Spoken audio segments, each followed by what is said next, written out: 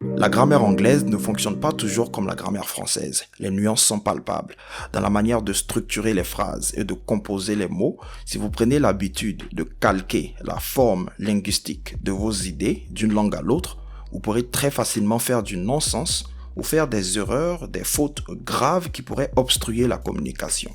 Il est donc important pour vous de vous familiariser avec les structures de phrases en anglais.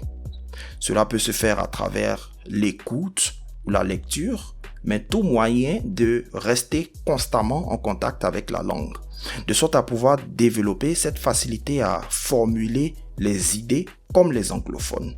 Donc développer une sorte d'autonomie, d'indépendance dans votre manière de vous exprimer, d'exprimer vos pensées, vos idées lorsque vous parlez l'anglais. C'est ce que j'appelle le native fluency. Voici par exemple une sélection de 10 fautes typiques des francophones en anglais.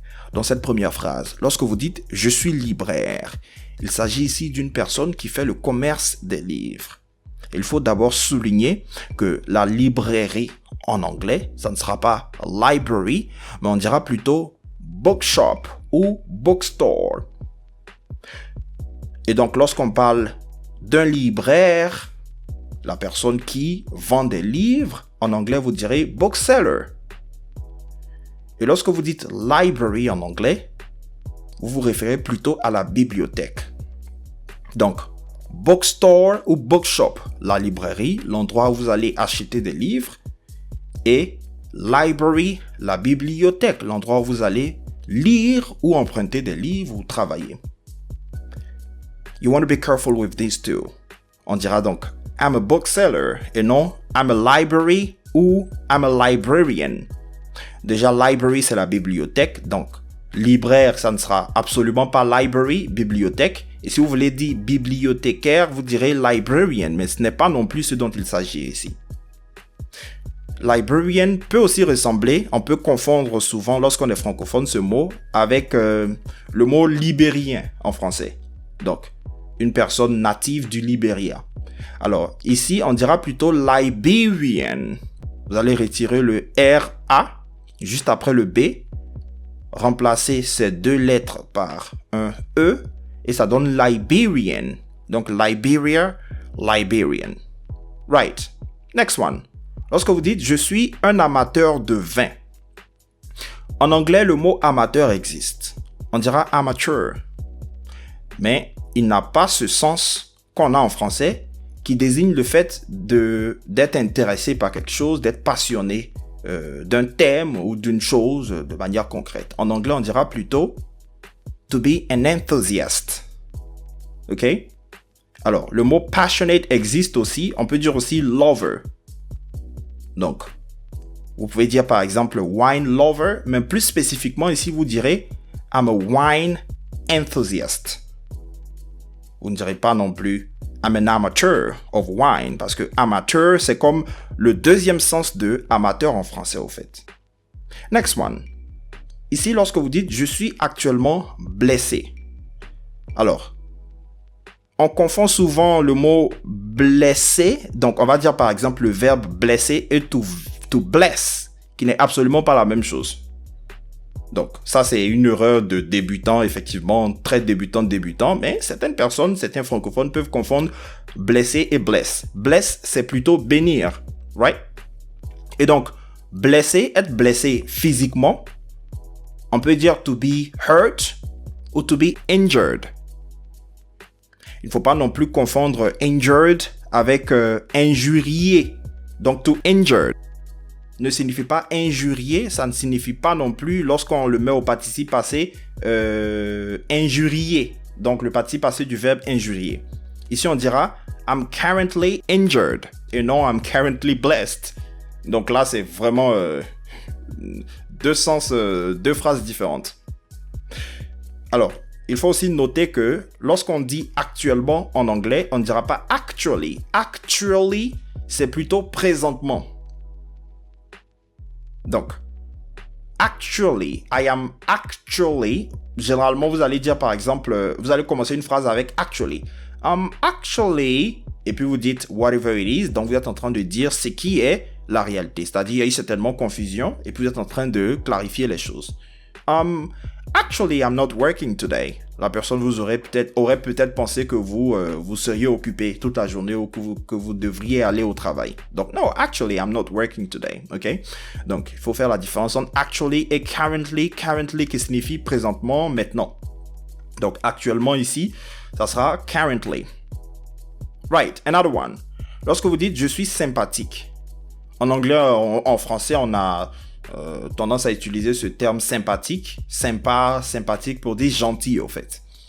En anglais, lorsqu'on utilise sympathetic, qui est l'équivalent de sympathique, mais qui ne va pas s'utiliser dans ce contexte, c'est plutôt pour se référer au fait d'être une personne qui compatit. Donc, par exemple, à la douleur d'une autre personne, etc. Donc, sympathetic. Le terme que vous allez utiliser ici spécifiquement, donc ça sera friendly, tout simplement. Donc, vous allez dire « I'm friendly ». Okay, this is a personality adjective. You will say friendly. Okay, now another one. Je suis réalisateur ou réalisatrice. Réalisateur, ça sera pas realizer or whatever it could be based on the French root. Ici, on dira plutôt a film director. Donc ici, I'm a film director. You want to be careful with this one. Now, another one. Lorsque vous dites « je suis une personne sensible », il ne faut pas confondre « sensible » tel qu'on l'écrit en français et ce qui pourrait sonner « sensible » en anglais.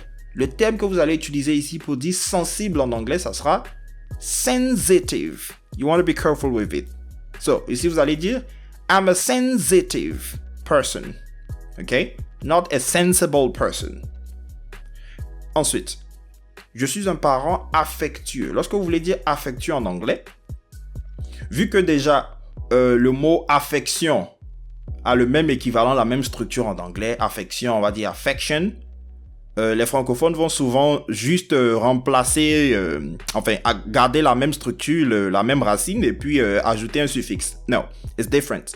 Ce n'est pas le suffixe typique IVE qu'on va ajouter ici pour dire affective par exemple. On dira affectionate. So, I'm an affectionate parent. Lorsque vous remplacez le E au début de affective, ça va donner effective qui est un autre mot en anglais. Donc, l'adjectif effective signifie efficace. Et efficient, c'est aussi efficace, mais efficient met beaucoup plus l'accent sur la vitesse. OK? Donc, une personne efficace et rapide is an efficient person. Et en anglais, dans le premier cas, on dira tout simplement effective pour efficace, l'efficacité, effectiveness. Donc, c'est ça le suffixe qu'on va ajouter. Ness. Alright? To turn it to a noun. Now, another one. Lorsque vous dites cette chemise est faite d'un tissu de haute qualité. OK? Lorsque vous dites une chose est faite d'une autre chose, d'abord, ici, vous allez utiliser to be made of something. Donc, il y a une différence entre to do et make dans ce sens. La règle de base est que lorsque vous utilisez make, il y a fabrication, il y a création, il y a transformation. Ok, des tenues par exemple made in China. Donc vous allez utiliser made of ici dans un premier temps pour dire la chemise est faite de. Donc la chemise, the shirt. Mais là encore, lorsque vous voulez dire un tissu en anglais, vous n'allez pas dire a tissue. Ce sont deux choses différentes. Lorsque vous dites tissue en anglais, ce sont les mouchoirs, ok? Ou les papiers Lotus, par exemple, la marque, comme on dit à Abidjan, les mouchoirs, c'est tissue. Mais donc, le terme que vous allez utiliser ici pour parler de tissu, un tissu de haute qualité, vous allez dire a fabric. Donc, la phrase ici sera « This shirt is made of a high quality fabric ». Donc, on ne dira pas « is done of », on dira « is made of ». Donc, de haute qualité, high quality. Et puis, tissue, qui ne sera pas tissu, mais on dira plutôt fabric pour dire un tissu en anglais. Et donc, quand vous voulez dire un fabricant, vous n'allez pas dire non plus a fabricant. Vous direz a manufacturer. Right? You have this. Now, another one. Lorsque vous dites la location de la salle coûte assez cher, il ne faut pas confondre location, le mot qu'on a en français, et location, qui se réfère à la situation géographique, en fait, en anglais. Donc, location, c'est un peu la localisation, on dira en français. OK? Donc, la position, la situation géographique, on dira location. Et lorsque vous voulez parler de location, comme par exemple, on parle de location de salle, ici, vous allez dire rent. Donc, on va utiliser rent, to rent as a verb. On peut l'utiliser comme un nom. Ou plus spécifiquement, on peut ajouter tout simplement un AL et ça va donner rental. Dans cette phrase, on dira the rental of the room is quite expensive. Et le quite qui traduit assez. Donc, assez cher. On ne dirait pas the location here. Et le dernier point, considerate et consider. On entend très souvent les francophones utiliser considerate comme un verbe. Considerate, c'est plutôt un adjectif. Donc, it's a personality adjective. Considerate signifie attentionné. C'est l'adjectif que vous allez utiliser pour désigner les personnes qui sont attentionnées, qui prennent soin des autres. Donc, vous direz a considerate person. Et lorsque vous voulez dire le verbe considérer en anglais, vous direz tout simplement to consider. Well, now you know it. Alors, est-ce que vous étiez déjà au courant de quelques-unes de ces nuances? Ou est-ce que vous découvrez toutes ces nuances? Quelles sont les nuances, par exemple, que vous découvrez aujourd'hui? Laissez-moi savoir en commentaire. Je suis Coach Mike ESL, formateur certifié spécialisé en techniques d'expression orale en anglais général et business English. Bye for now. Démystifions l'anglais.